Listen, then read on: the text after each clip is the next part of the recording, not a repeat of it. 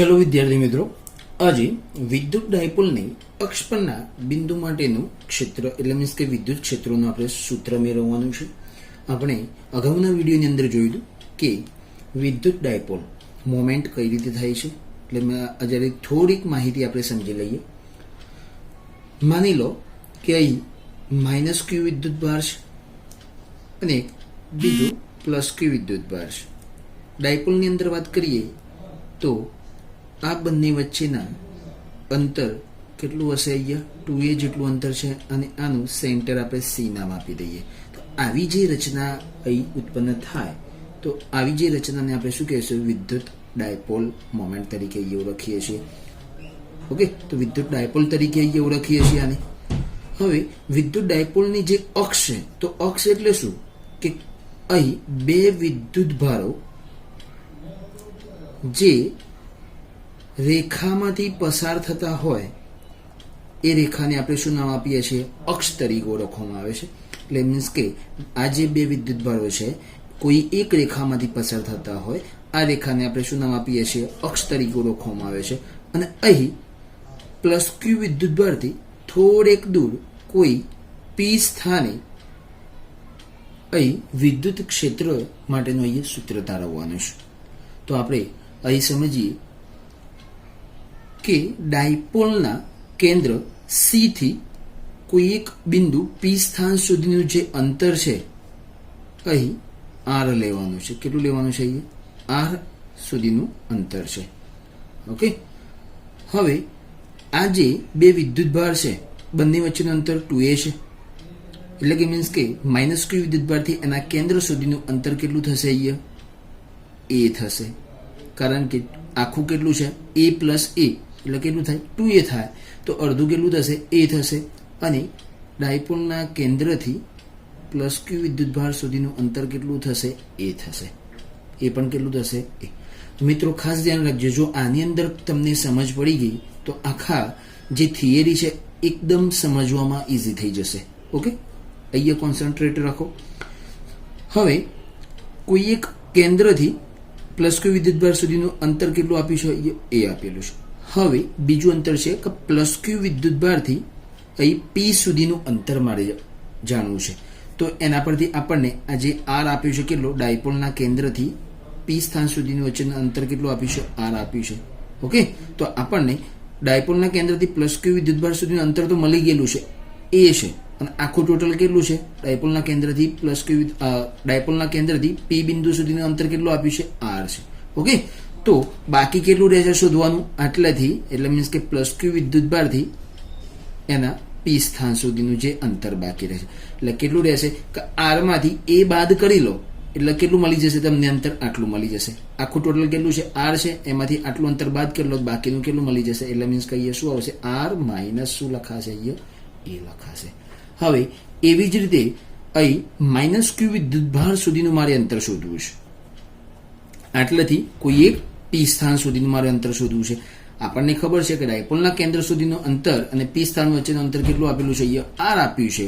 અને ડાયપોલના કેન્દ્રથી માઇનસ ક્યુ વિદ્યુત ભાર સુધીનું અંતર કેટલું આપ્યું છે? એ આપ્યું છે. તો આર પ્લસ એ કરી લઈએ તો આખું ટોટલ આપણને માઇનસ ક્યુ વિદ્યુત ભારથી પી સ્થાન સુધીનું આપણને શું મળી જશે? અહીંયા અંતર મળી જશે. તો અહીંયા શું આવશે? આર પ્લસ શું લખાશે? અહીંયા એ. આપણને શું મળી ગયું? આનું અંતર મળી જાય છે. એટલે મીન્સ કે અહીં માઇનસ ક્યુ વિદ્યુત ભારના લીધે ઉત્પન્ન થતું વિદ્યુત ક્ષેત્ર અંદરની દિશામાં છે અને જ્યારે પ્લસ ક્યુ વિદ્યુત ભારના લીધે ઉત્પન્ન થતું વિદ્યુત ક્ષેત્ર એ બહારની દિશામાં છે. બંને વિદ્યુત ક્ષેત્ર એકબીજાની વિરુદ્ધ દિશામાં છે. ત્યાં પી બિંદુએ આપણે શું શોધવાનું છે? વિદ્યુત ક્ષેત્ર. ઓકે, તો વિદ્યુત ક્ષેત્રનું સૂત્ર છે કે ક્યુ બાય અપોન શું આવશે? R square. જો અહીંયા કદાચ સદિશ કરી લેશું તો અહીંયા શું આવી જશે? એનો પી નો કેપ આવી જશે.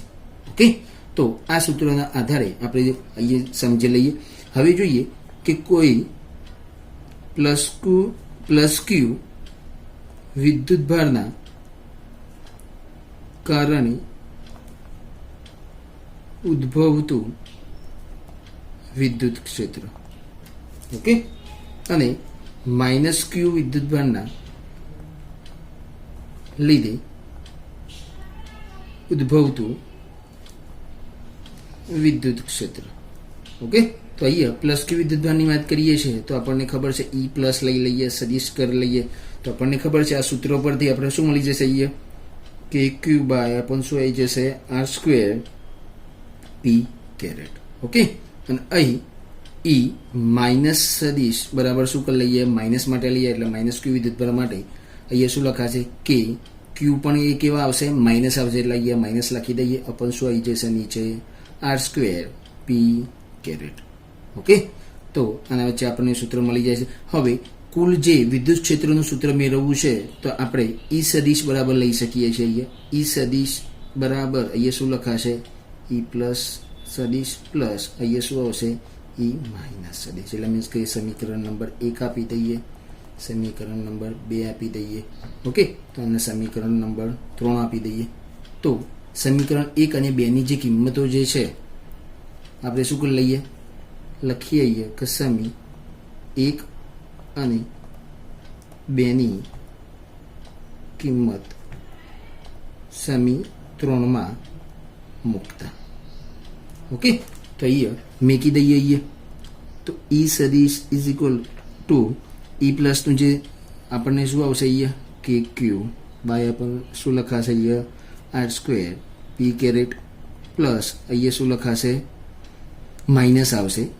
ઓકે, તો અહીંયા શું લખી દઈએ ડાયરેક્ટ સીધા પહેલાં જ તો માઇનસ કે q by r square p caret. Okay, તો આટલું લખ્યા પછી આપણને ખબર છે કે સંપાતપણાના સિદ્ધાંત મુજબ આપણે આ કેવી રાશિ છે અહીંયા સદિશ રાશિ છે. ઓકે, અહીંયા કેવા લીધા છે આપણે સદિશ લીધેલા છે તો અહીંયા ધ્યાન રાખીએ તો અહીંયા જે કોમન નીકળતા હોય આપણે નિકાલ લઈએ. આમાંથી કોમન કેટલા નીકળશે કે ક્યુ નીકળશે અને એક પી કેપ નીકળશે. તો આપણે પહેલાં કે ક્યુ બાર કાઢી લઈએ. આની અંદર જે કોમન એટલે મીન્સ કે અહીંયા જે આર અંતર લીધા છે. ઓકે, તો અહીંયા ખાસ ધ્યાન રાખવાનું છે મિત્રો કે આ જે આર અંતર લીધું છે તમે એ કોના માટે લીધેલું છે ધન ક્યુ વિદ્યુતભાર માટે લીધેલું છે. કોના માટે લીધું છે ધન ક્યુ વિદ્યુતભાર માટે લીધેલું છે. તો અહીંયા જોઈએ પ્લસ ક્યુ વિદ્યુતભાર માટેનું જે અંતર છે એના ક્ષેત્રથી કેટલું અંતર આપ્યું છે આર માઇનસ એ લેવાનું છે. કેટલું લેવાનું છે આર માઇનસ એ. અને માઇનસ ક્યુ વિદ્યુતભારથી પી સુધી વચ્ચેનું અંતર કેટલું છે આર પ્લસ એ લખવાનું છે. એટલે મીન્સ કે આપણે અહીંયા લખવાનું છે પ્લસ ક્યુ વિદ્યુતભાર માટેનું છે એટલા માટે અહીંયા શું લખાશે અહીંયા 1 એટલે મીન્સ કે ક્યુ બાર નીકળી ગયા, પી કેરેટ અહીંયા આવી જશે. ઓકે, તો પી કેપ નીકળી ગયા. હવે બાકી શું આર એ અંતર તો આપણે શું લીધું લેવાનું છે અહીંયા આર માઇનસ એ લેવાનું છે. ઓકે, તો અહીંયા શું આવશે આર માઇનસ એ નો અહીંયા શું આવશે વર્ગ આવશે. ઓકે, અહીંયા શું આવશે 1 અહીંયા શું આવશે અમને માઇનસ ક્યુ થી પી સુધી વચ્ચેનું અંતર શું આપ્યું છે આર પ્લસ એ આપેલું છે. તો અહીંયા શું આવશે અહીંયા આર પ્લસ એ કૌંસ બાર સ્ક્વેર. હવે મિત્રો આનું શું કરશું આપણે ક્રોસ ગુણાકાર કરી લઈએ. હવે અહીંયા જોઈએ કે કે ક્યુ અહીંયા કૌંસ કરી લઈએ, આ બંનેનું શું કરી લઈએ અહીંયા ગુણાકાર તો આર માઇનસ એ કૌંસ સ્ક્વેર એટલે મીન્સ કે આ અહીંયા ગુણાશે એટલે શું લખાશે આર પ્લસ એ સ્ક્વેર. આ જે છે અહીંયા ગુણાશે માઇનસ આર માઇનસ એ કૌંસ બાર સ્ક્વેર અને આ બંને નીચે શું થશે આ બંનેનો ગુણાકાર થઈ જશે તો આર પ્લસ એ કૌંસ બાર સ્ક્વેર અને પી કેરેટ એમનો એમ જ. હવે જોઈએ આનું સાદુરૂપ આપી દઈએ તો પહેલાં ટૂંકું સાદુરૂપ સમજી લઈએ અહીંયા. ઓકે, ટૂંકું સાદુરૂપ સમજી લઈએ આના વિશેનું. તો આપણે જોઈએ કે આપણે સૂત્ર ખબર છે કે R plus a square R minus A square આ બંનેના સૂત્રો આપણે જાણીએ છીએ મિત્રો. તો આનો વર્ગ શું થશે R square plus 2ar plus શું આવશે અહીંયા એ સ્ક્વેર. ઓકે, એવી જ રીતે સેમ ટુ સેમ અહીંયા શું આવશે R square minus 2ar plus શું આવશે અહીંયા એ સ્ક્વેર. એટલે મીન્સ કે ઉપરના બંનેના જે આપણે સાદુરૂપ છે આપણને મળી જશે અહીંયા. ઓકે, હવે નીચેના માટેની વાત કરી લઈએ આપણે. તો નીચે માટેની આપણે વાત કરીએ કે આપણને ખબર છે કે આર સ્ક્વેર માઇનસ એ સ્ક્વેર કઈ રીતે થાય છે. ઓકે, આર સ્ક્વેર માઇનસ એ સ્ક્વેર કઈ રીતે થાય છે એની વાત કરી લઈએ અહીંયા. તો આર માઇનસ એ અને આર પ્લસ એ આ જે સૂત્ર છે એના માધ્યમથી આપણને શું મળી જશે અહીંયા આર સ્ક્વેર માઇનસ એ સ્ક્વેર. અને બીજું છે કયું તમારું આર સ્ક્વેર આની વાત કરી લઈએ આર માઇનસ એ કૌંસ બાર સ્ક્વેર. ઓકે, આ સૂત્ર મેન છે આનું, બીજા નંબરનો ટોપિક. આના પરથી આપણે સમજીશું, હું બતાવું તમને. અને બીજું કયું છે તમારું આર પ્લસ એ કૌંસ બાર સ્ક્વેર. ઓકે, તો આના પરથી આના બે ભાગ પડશે. આ બે વખત લખાશે. કેટલી વખત? તો આર માઇનસ એ, બીજી વખત લખી દઈએ આર માઇનસ એ. આ પણ કેટલી વખત લખાશે? બે વખત લખાશે. તો અહીંયા આર પ્લસ એ, આ પણ કેટલી વખત લખે? આર પ્લસ એ. હવે જુઓ મિત્રો કે જો એક માઇનસ વાળો ને એક બીજું કયું પ્લસ વાળો, તો આપણે શું સૂત્ર મળે છે? આર સ્ક્વેર માઇનસ એ સ્ક્વેર. ઓકે, તો એવી જ રીતે આપણે અહીંયા એક માઇનસ વાળું લઈએ અને એક બીજું કયું લઈએ? પ્લસ વાળું. તો આ બંને લઈ લઈએ. તો આનું જે શું બનશે? અહીંયા આર સ્ક્વેર માઇનસ એ સ્ક્વેર. એવી જ રીતે આનું અને એક બીજા આનું, એટલે મીન્સ કે માઇનસ અને આ પ્લસની વાત કરી લઈએ. હવે તો અહીંયા શું થશે? આપણે જોડે આ બંનેની વાત કરીએ તો આની વાત અહીંયા શું આવશે? આર સ્ક્વેર માઇનસ એ સ્ક્વેર. આપણે એવી જ રીતે આ જેમ ભાગ પાડ્યા એવી જ રીતે આપણે રિટર્ન પ્રોસેસ કરીએ. આ કેટલી વખત લખાશે? હવે બે વખત છે. સેમ ટુ સેમ કેટલી વખત છે? બે વખત છે. તો અહીંયા આર સ્ક્વેર માઇનસ એ સ્ક્વેર કેટલી વખત? અહીંયા શું થશે? એક ઘાત એટલે મીન્સ કે ગુણાકારની અંદર ઘાતનો શું થશે? સરવાળો. એટલે આ શું લખાશે? નીચે આવું લખાશે. ઓકે, તો આપણે આવી જઈએ ફરતી ટોપિક ઉપર. તો આર પ્લસ એ સ્ક્વેર શું લખાશે? અહીંયા આવું લખી દઈએ. અહીંયા ચલો કે ક્યુ એમ ના એમ જ છે. હવે જોઈ લઈએ r plus a whole square, એનું સૂત્ર આપણને ખબર છે. શું આવશે? અહીંયા r square plus 2ar plus a square. શું આવશે? Plus a square. માઇનસ એમને જ મૂકી દઈએ. ચલો કૌંસમાં લખી દઈએ. બંને લખી દઈએ. બીજું માઇનસ વાળું તો r square minus 2ar plus a square. Okay, p cap. અહીંયા શું લખાશે? P cap. હવે જોઈએ મિત્રો નીચેની વાત. તો નીચે તો મેં તમને કહી દીધું આર માઇનસ એ હોલ સ્ક્વેર અને R plus a whole square, આ બંનેનું શું થશે? નીચે આપણે રિઝલ્ટ ફાઇન થઈ ગયું છે. તો નીચે શું મૂકાશે? આર સ્ક્વેર માઇનસ એ સ્ક્વેર કૌંસ બાર શું આવશે? અહીંયા સ્ક્વેર આવશે. ઓકે, તો આના પરથી આપણને આ જે સૂત્ર મળી જાય છે. હવે જોઈએ આ જે કૌંસ છે એને આપણે છૂટા પાડી દઈએ. તો અહીંયા કે ક્યુ એમને જ આવશે. ઓકે, તો અહીંયા r square plus 2ar plus શું આવશે? અહીંયા એ સ્ક્વેર. આ માઇનસ અંદર એડ થશે તો બધાના ચિહ્નો શું થઈ જશે? ચેન્જીસ થઈ જશે. તો અહીંયા આર સ્ક્વેર કેવો છે? પ્લસ છે. તો આ ચિહ્ન અંદર માઇનસ એડ થશે એટલે શું થઈ જશે? માઇનસ થઈ જશે. માઇનસ માઇનસ અહીંયા શું થશે? Plus 2ar. આ માઇનસ છે, અહીંયા પ્લસ છે, તો અહીંયા શું આવશે? માઇનસ એ સ્ક્વેર. પી કેપ એમના એમ જ. ઓકે, અહીંયા ભાગ્યા નીચે એમને મૂકી દઈએ આર સ્ક્વેર માઇનસ એ સ્ક્વેર હોલ સ્ક્વેર. ઓકે, તો હવે જોઈએ કે જે પદ ઉડતા હોય એટલે મીન્સ કે જે પદ બાદ થતા હોય એ કરી લઈએ. હવે આર સ્ક્વેર જતા રહેશે. એ સ્ક્વેર દૂર થઈ જશે. તો હવે જોઈએ મિત્રો અહીંયા કેટલું બાકી રહેશે? કે ક્યુ કૌંસ લખી દઈએ. અહીંયા નીચે આર સ્ક્વેર એમને એમ જ, એ સ્ક્વેર એમને એમ જ, આ મૂકી દઈએ એમને એમ જ.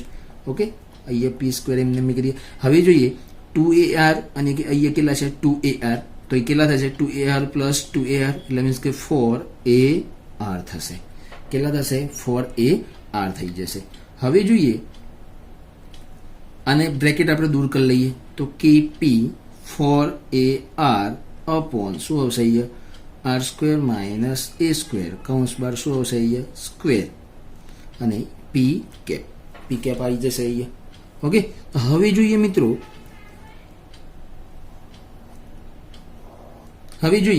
કે આની અંદર અહીંયા જે કે ઓકે પી જે 4 છે એનું હું 2 ગુણ્યા 2 કરી લઉં.